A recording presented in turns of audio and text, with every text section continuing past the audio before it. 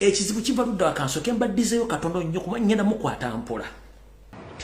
Samusangawo tiyangamba lwaki tagenda kujja sasangawo yadde looya we wadde follow enasanga omuntu omu Segirinya Muhammad ate nga naye bw'omanyi ebyekiyaye yali azefuna hype Segirinya si mu bubi tulabo Kyagulanyi bano okuwamanga balina okukima singa baba bazze Donald Trump ali ku airport honorable awali entitled omukima Barack Obama bwabazze honorable Kyagulanyi asobola omukima Buju Anthony bwabazze honorable Kyagulanyi asobola omukima naye Kenzo bwabazze Segirinya nze mukima.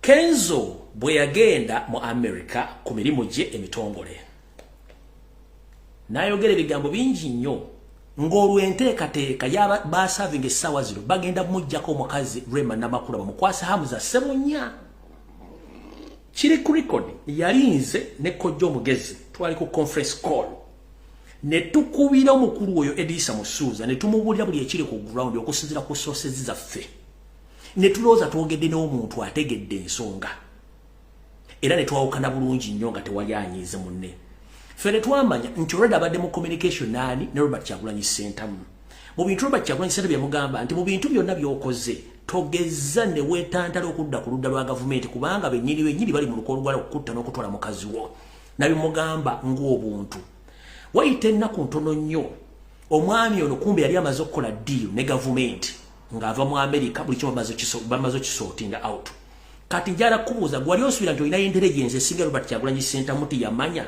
nti olwedde amaze okutula deal ne gavumenti wali olowooza ye ajja kukime ku kisaawe ng'olwedde amaze okutula deal ne Museveni wali oyagala bamuttire nga batira omwana bwe yafiira mu accident nga bakomyawo kitegeeza nti Robert Kyagulanyi Ssentamu yakusooka okutegeera biki bye wali ogenda okukola na mission gye wali ogiddeko era okuva ku olwo NRM yakusayininga okuyingira deal ey'okutandika okuma Robert Kyagulanyi Ssentamu up to now kati wano wanjala okukwatira wawano otambula ogamba toli mbyabufuzi era tuyagala bamuzician bayingire mbyabufuzi nakugambye ku Lwokusatu nekugamba mukulu teri munnabyabufuzi asinga muyimbi muwandiisi muzanyi wa katemba mutontomi taliyo bebasinga okumala bannabyabufuzi mukulu njala kukujjukiza abayimbi bazze bafomingawo ebibiina ebyenjawulo twatuuka ebbanga ly'ovudde katono niwabeerawo okwagala okukyusa obukulembeze nga sindi president muganda affe Mansour oba King Saha yajja ne yeesimbawo okuba president General Salimu Saleh ne government balemesa King Saha okufuuka president w'abayimbi kubanga bakimanyi nti King Saha yali kyali wa Bobi ne babisaanyaawo naye during that time tewaliwo government offer ya sente yonna wadde single coin nkiddamu King Saha yajja okwesimbawo ku kulembera abayimbi tewaliwo government offer ya sente yonna wadde single coin. What a coincidence. Ekyo tekimanya ne bavulungula ekintu antiru mwe mwazze ne mukujja already omukulu Dr. Hilderman Mazongoto ngenaku z'omwezi mukaaga omwezi ogw'ekkumi omwaka 2022 yali amaze okuwandiika copyright bill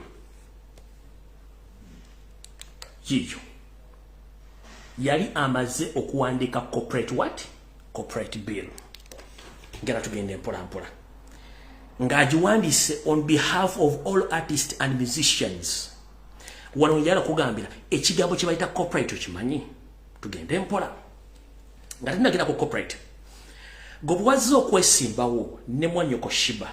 What a coincidence tibabasuubiza billion 32 billion 32 zino zaaki bwe mbanga mwadde muze kukulembera music industry zaaki kyekibuzo ekisooka sente baazibwa papasire kubaawulamu nga bakimanyi nti sente mu Uganda kasitozi mwasi mwawulamu. It was one way of divide and rule amongst the musician kyekisooka ekyokubiri yali to pave a way how to fight Robert Kyagulanyi Ssentamu ekyo public ebadde tekimanyi.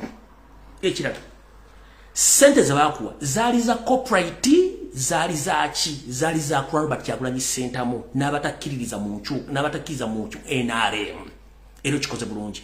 Bobi Wine mu statement gye yakoze yamenye ku linnya lyo nedda yamenye ku lya federation nedda yayogedde jeno ng'ayogera ku bayimbi ekyo njagala tukifune bulungi nnyo kati gwe okuva n'okola statement ng'olumba Robert Kyagulanyi Ssentamu wamulumbidde mu saaki kubanga yakugambye fenda twetaaga corporate law kati mukulu kankusomesa kati n'okumanyi corporate law. Corporate law bwe buyinza omuyiiya ow'ekiyiiye kyonna ky'abayiiza ng'akiinako obuvunaanyizibwa. Nga wakisanze omuntu yenna ng'akikozesa waddembe omuggulako omusango n'amuliirira ensimbi empya n'enkadde.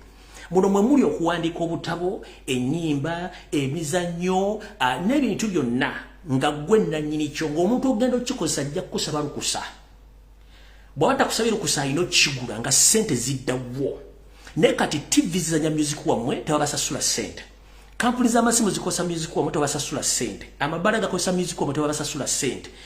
YouTube channel isinga omungi osako music wamwe nenga si yali ku page oba si yali ku official YouTube channel yo abo bonna ba breaking bakola ki bamenya mateeko kubanga ko ebiyiye mmwe. Kati corporate ye only solution non to 32 billions and divide and rule system y'abasoni gyabataddemu.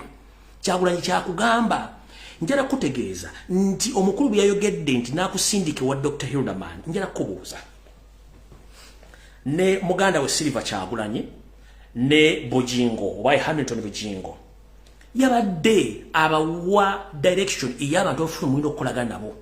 Mukulu njala kuzaayo katono mu 2022 mwezi ogw'ekumi mwezi mukaaga Dr. Hilderman amaze okuteeketteeka lino. Mukulu bw'oba ogamba nti olwanyisa Robert Kyagulanyi Ssentamu njala soka kubuuza federation yo moina biru yonna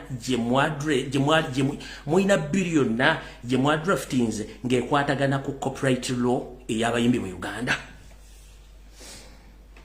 Njagala nga ngenda kuva ku live eno okwatagane n'akabiina ka fake federation ne vice president n'abayimbi bonna abalimu mujjeyo biru gye mwadraftinga nga mmwe ng'egenda kulwanira corporate law ey'abayimbi, abazinyi, abawandiisi, abatontomi ne bakomedian. Njagala mugijjeyo biru.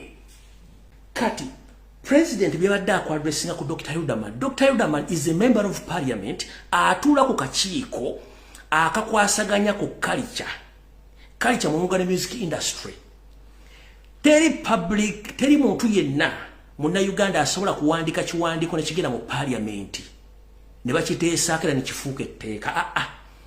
Omu ku kitundu kya parliament yavaayo n'akola biru n'amuwobudde n'agenda n'awandiika n'akomawo na presenting nga bakidiscussingako ne kiyita.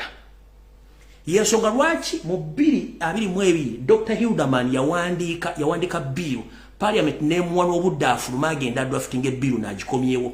Dr. Hilderman muyimbi nga gwe is an artist ndozo owulira bulungi nnyo.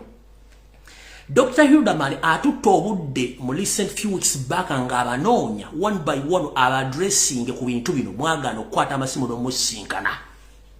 Why? Nemwe nga temulinawo kiwandiiko kyonna kikwatako corporate. Naye omuntu member parliament nga artist n'abalumba abanoonya ne mugaana okulabikako. Kati mukoze federation mbabuuza what is the meaning or what is the use of the federation. Teriiwo kubanga federation ye yandibadde etuula ne bayimbi banne waayo ne mubaga ekintu kyonna ne mukikwasa Dr. Hilderman mazongoto naye yakola ekye n'abanoonya mwagaano kiteekawo. Kati mugamba nti temwagala music abeere mu politics era temwagala politician ku involving music mu politics. Mukulu Eddy Samusuula, the moment you are appointed to be a leader obeera mu politics directly. Kyekisooka. Ekyokubiri, gwe ng'omuntu bw'oba tomanyi nti oli mu byabufuzi, it's too late for you to realize ky'olimu. Ebigambo bino njagala public ebiwulire. Mu obuzibu bwammwe muliwo okulwanyisa Robert Kyagulanyi Ssentamu. Wagambye nti Bobi Wine doesn't respect your fellow artist or doesn't respect artist. Njagala ondetereyo video emu nga president omulonde muyimbi munno atyobola ekiyitibwa kya muyimbi munne ng'oggyeko ziri beef ze balina between Bobi, Bebe Cool and Chameleon. Kuba ziri zaali beef zaabwe. Gwe Kyagulanyi yali akuyisizaamu amaaso nga kyoyogedde ntakuwa kitiibwa. Oyagala akuwa ekitiibwa, oyagala akufuwe mu nnyuma, oyagala akole ki? Mulina bagambye video omutima munafu tojja gibeerako. Oyagala akufuwe mu nnyuma ate akuwa ekitiibwa. Kyagulanyi takuvumangako kubanga yakuleeta ku scene ng'okozesa studio ye n'ebintu ebiye naye gwe ate omufukidde ekizibu kizoke bw'oba oyagala respect sooka wewe ekitiibwa abantu bajja kuwa ekitiibwa bw'onoogaana okuwa omuntu ekitiibwa tebagenda kuwa kitiibwa oyagala ekitiibwa naye nga tosoose kyewa olunaku lw'oliddamu okutegeera nti olina osooka kukozesa mutwe gwo olyoke otegeera ebigenda mu maaso mu ggwanga lw'ojja okutegeera nti ensi yakukoowa